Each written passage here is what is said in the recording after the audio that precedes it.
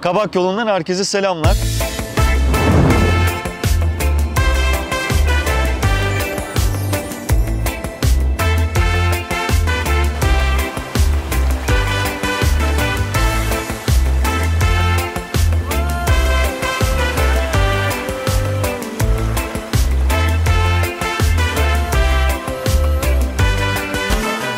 Arkamda Belçikız plajı var. Buradan mükemmel görünüyor. Yaklaşık bir 15-20 kilometre sonra Kabak'a ulaşmış olacağız. 2 gün kalacağız Kabak'ta.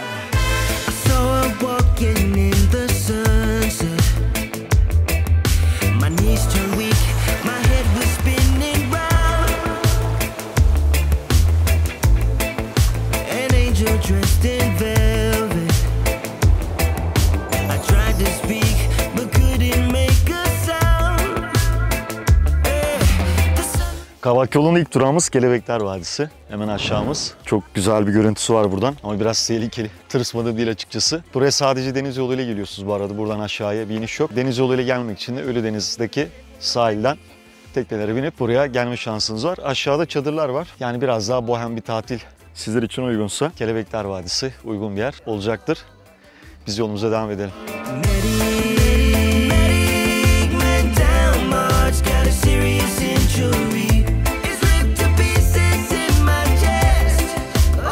Aracımızda son noktaya kadar geldik. Burası bir otopark. Buradan itibaren aşağı doğru otelinizi yürüyebiliyorsunuz. Yamaca kurulmuş bir yer Kabak. Yani yukarıdan aşağıya doğru çok tesis var ama genellikle kalacağınız otel muhtemelen bu aşağıdadır. Çünkü yukarıda birkaç tane tesis var. Otopark için 25 TL bir ödeme yapıyorsunuz. Şimdi eşyalarımızı yanımıza alacağız.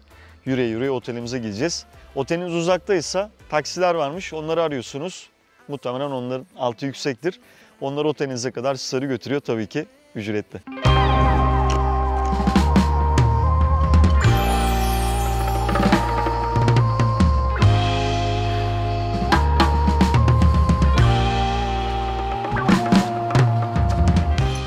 Evet, nihayet otelimize geldik.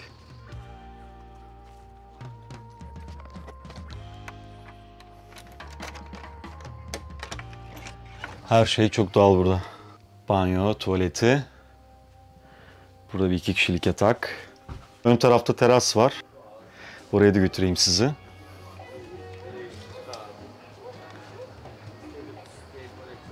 Öf. Nefis. Cicilerimizi giydik. Şimdi akşam yemeğine gidiyoruz. Yemeklerimiz geldi. Güzel bir şehriye çorbası. Ana yemeğimiz tavuk, patatesli. Soğuklar geldi. 3 çeşit soğuk ve pilav ve makarnamız var. Tabii ki bu güzel salatayı da unutmayalım. Tesisler burada genelde yarım pansiyon çalışıyor. Yani akşam yemeği alıyorsunuz, sabahta kahvaltı alıyorsunuz ve konaklıyorsunuz.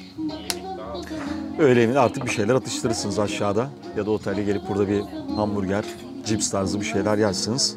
İyi, hadi bakalım, bana afiyet olsun o zaman. Çorbayla başlayayım. Yemeğimizi yedik, ustamızın ellerine sağlık. Özellikle tavuk yemeği çok güzeldi. Diğer mezeler de şahaneydi. Yemekten sonra arkamda otelin terası var. Oraya çıktım, biraz dinlendim. Şimdi de aşağıya denize doğru gideceğim. Bakalım orada güzel, hoşumuza giden bir mekan olursa biraz da orada vakit geçirelim. Sahile sağ salim geldik. Geldik ama biraz hayal kırıklığı oldu. Neden? Çünkü buraya gelene kadar, yani önceki senelerde uğradığımız, müzik dinlediğimiz, bir şeyler içtiğimiz yerlerin hepsi kapalıydı. Sanırım malum süreçten ötürü. Deniz kıyısı biraz hareketli tabii. Burada bu romantizmi yaşayan çiftler var. Biraz daha ileride eğlenen, müzik yapan birileri var.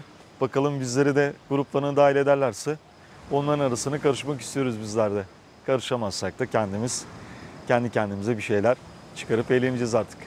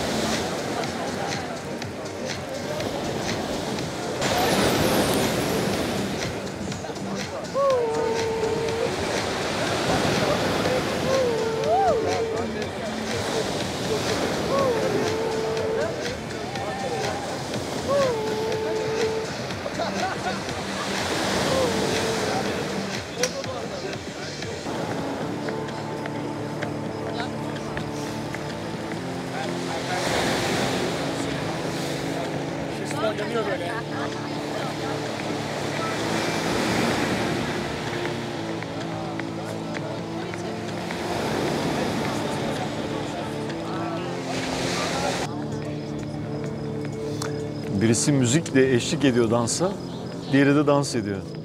Yere vur, yere vur. Kaydılar da. Yok bir şey.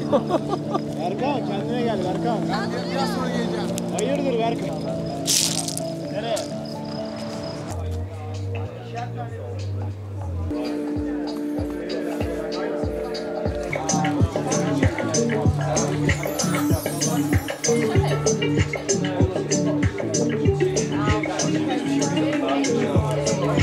Kavak'ta eğlence devam ediyor. Farklı bir yere geldik. Burada da biraz vakit geçireceğiz. Saat epey geç oldu. Bundan sonra artık günü bitiririz. Yarın sabah tekrar kaldığımız yerden Kavak'ta devam edelim. Günaydınlar. Kavak'taki ilk sabahımızdan günaydınlar. Evet, kahvaltımız geldi. İsa Bey'in ellerinden tereyağlı bir yumurta ve patatesimiz de var. Klasik bir kahvaltı. Tabii manzara klasik değil. Acayip bir manzara eşliğinde bir kahvaltımızı yapacağız. İyi, bize afiyet olsun o zaman. Patatesi çok merak ettim, ondan başlıyorum. Evet, deniz için tüm hazırlıklar yapıldı. Şort giyildi. Paletlerim, şnorkel ve gözlük burada. Şimdi aşağı doğru gidiyoruz. Ne kadar yürüyeceğiz? Sahile bir 10 dakika kadar yürüyeceğiz. Hadi. Denize gidiyor mu bu yol? Evet. Tamam, gel hadi gidelim. Teşekkürler. Kestirme yani. Yani biz devam ettiğimizde sağa doğru. Sağa doğru gideceğiz. Sola doğru. Ha, sola doğru gideceğiz. Teşekkürler. Ve deniz. Ne oynadın gece ya? Nasıl bir enerji var sende? Ne içiyorsun? Yani Ne oynadım gerçekten? aynen. Yani ne yiyip ne içiyorsun? Ha, o enerjiyi neye borçlusun? Öyle mi? O yüzden kendimi çok hafif hissediyorum. Süper. Bu hafiflikle beraber vücudum yoga falan da yaptığım için esnek, onun dışında. Öyle geliyor yani doğadan. Değil mi? Doğadan Doğa enerjiyle zaten besleniyorsun. yani otomatik olarak uyanıyorsun, yorgun uyanmıyorsun. Ha, Ankara'dan mı geldin sen de? Aynen. İyi, süper. Tolga'da aynı bir gruptasın. Evet, Tolga ile tanıştık da Serkan ben bu arada. Can, çok memnun oldum. Ben de memnun oldum. Seni çektik dün gece dans ederken. Şu anda çekiyorum galiba. Poz vereyim şöyle. Süpersin ya. Tamam. Tamam. Enerji burada, içimizde. Tamam Dışarıdan kardeşim, değil. görüşürüz. Görüşürüz. Merhaba. Şemsiye 25 lira abi. 20 liraydı abi, zam mı yaptınız? 25 lira bayramdan İyi, biz de bir tane alalım. Şuraya kurabilir miyiz? Nereye? Obamızı buraya kuruyorum. Artık yeni yaşam merkezimiz burası. Burada Hüseyin diye birisi varmış ya, tekneci. Hüseyin'in teknesi kırmızıdır abi. Geldiğinde görürsünüz bordo. Tamam. Mağara dedikleri yer neresi? Yüzerek gidebileceğimiz. Abi bu dalgada yüzmeyin. Niye? Araya çıkarken abi üstünüzü çizebilirsiniz. Şu karşıda mağara abi. Ha, şu karşıda. Eğer dalgayı dengelerim diyorsan sıkıntı yok. Anladım. Ha dengeleyemezsen abi dalganı seni çekiyor ya belki hayatım. Ha, şuradan atıyorlar karşıdan. Evet. Orası değil abi. Mağara şurada da. Evet. Çıkarken abi ben dalga seni böyle çekiyor ya suya doğru. Düşük bir şekilde. Aynen, dengesini Heh, kaybedebilirsin diyorsun. Tamam kardeşim. Ondan dolayı. Teşekkürler.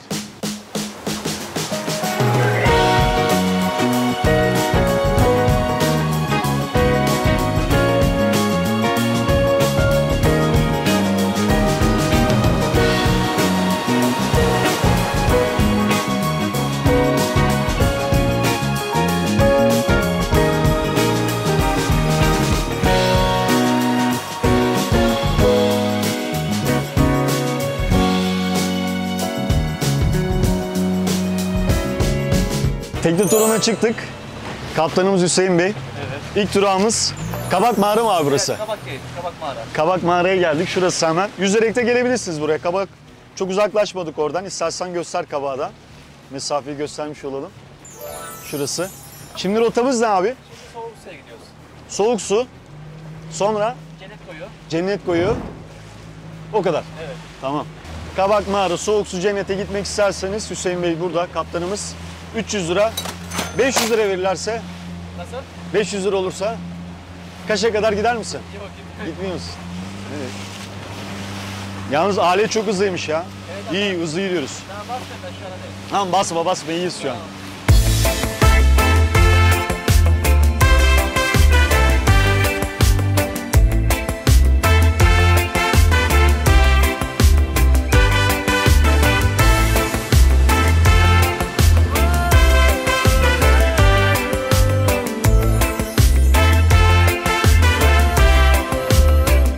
Arkamız soğuk su.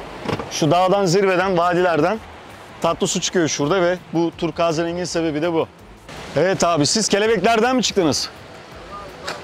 Ha, Kabak Koyun'dan size. Kabak koyun, aynen. Kayıtları öyle geçti.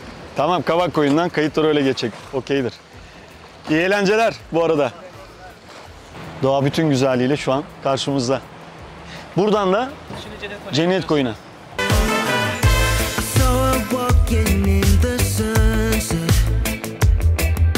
My knees turned weak, my head was spinning round. An angel dressed in velvet. I tried to speak, but couldn't make a sound.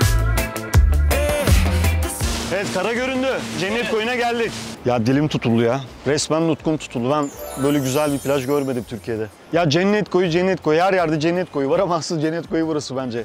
Ya mavinin her tonu var. Şu lacivertten açık mavi ve turkuaza kadar her renk var burada. Muazzam bir sahil. En güzel tarafı da şu an bakir. Hiç tesis yok. Mis gibi. Nefis ya, temiz. Şahaneydi. Ama suyun altında pek bir şey yok. Ya turkuaz olduğu için puslu. Çok bir şey gözükmüyor. Buraya özel listeme alıyorum Cennet Koyun'a. Hadi gidelim o zaman.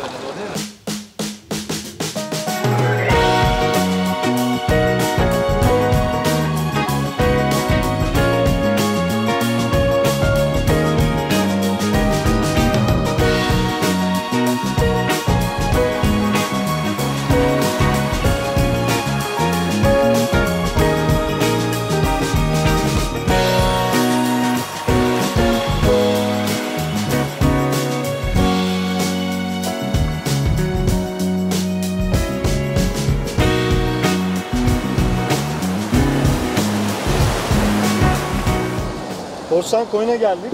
Arkadaki evler Likya dönemine ait. Yani 3000 yıllık falan var diyebilir miyiz buna? evet, Değil mi? 3000 yıllık civarında Likya medeniyeti, çünkü o kadar eski. Hakikaten çok zeki adamlarmış. Lebidarya, denize karşı bunları yapmışlar. Ya bu Likya yolun üstünde mi şu an bizim gezdiğimiz yerler? Evet. İlk yolu alternatif sahil yolu. Ha, Likya yoluna alternatif paralelinde sahil giden sahil yolu. Buradan direkt Yediburunlara bağlanıyor. Yediburunlara gidiliyor buradan. Oradan da kışa kadar devam ediyor sanırım yol. Kaçta devam ediyor.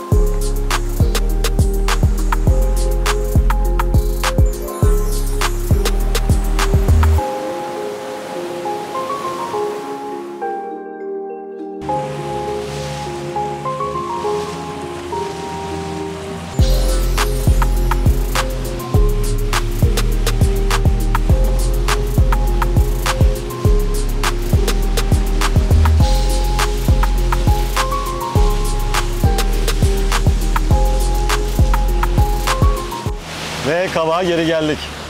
Sizi peki burada bulabilirler mi? Yani Kabak'ta böyle bir tekne turuna çıkmak istiyorlar. Bulabilirler. Biz çok memnun kaldık. Çok güzel yerlere götürdün. Çok teşekkürler. Çok güzel rehberlik ettin. Teşekkür ederiz. Evet. Kabak'a geri döndük. Teknemizden ineceğiz şimdi. Nasıl manzara? Nefis değil mi? Öğlen tekne kiraladık. Koyları gezdik. İlk durağımızda Kabak mağarasıydı. Dalga olduğu için tekne çok yanaşamadı. Ben de çok merak ettim içerisini. Nasıl diye. Şu an akşam üzeri tekrardan yola çıktım. Şimdi mağaraya doğru gidiyorum. Sanırım yolda sık sık duracağım. Bu güzel manzarayı göstermek istedim tekrardan. Kabak. Üstad, imrendim sana ya. Vallahi yerin 10 numara.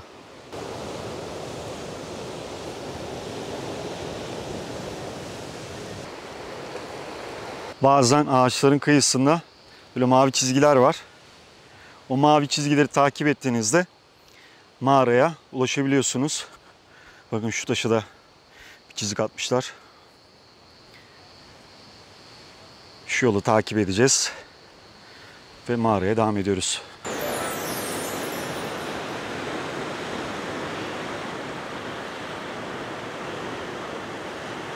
Nihayet zorlu bir yolculuk da olsa Kabak Mağarası'na geldik.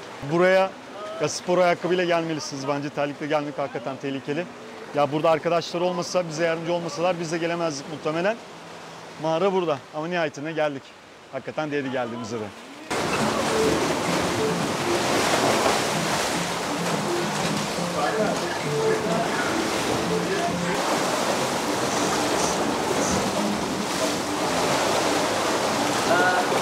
Nasıl değil mi?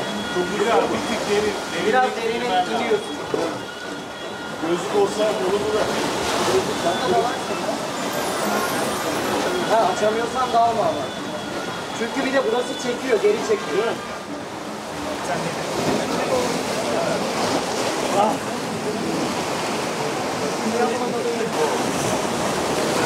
Çok kuvvetli.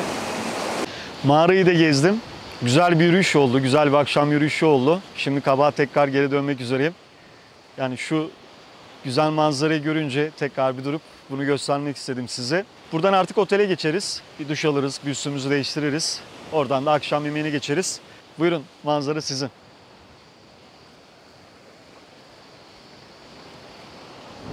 Kabak'ın sabahından herkese günaydınlar. Bugün Kabak'taki son günümüz. Hatta biraz sonra Kabak'tan ayrılıyor olacağız. Öncelikle Kabak kimlere uygun? Ondan bahsetmek gerekti. Çocuklu aileler için uygun bir yer değil. Çünkü yamaca kurulmuş bir yer. Bayağı bir efor sarf etmeniz gerekti denize gitmek için ve denizden dönerken.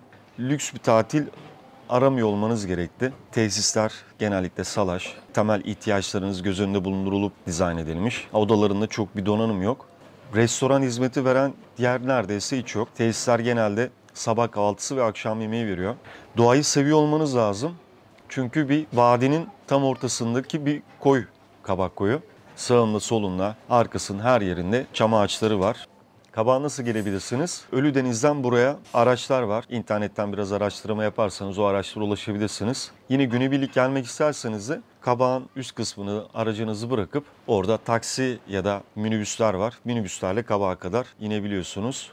Çok keyifli 2 gün geçirdik. Çok güzeldi, çok eğlendik. Kabak videomuzun da sonuna geldik. Videoyu beğendiyseniz beğen butonuna basmayı unutmayın.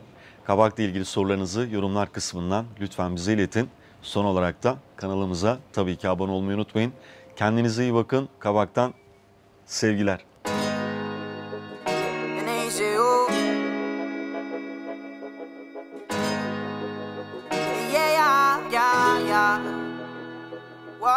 Siempre un perdón, no te mentí. Ya no hay nada que me asombre. Malo porque siempre confío en ti y te conozco solo el nombre. Me dice que me ama cuando hay nubes grises, pero me saludan más las soledad.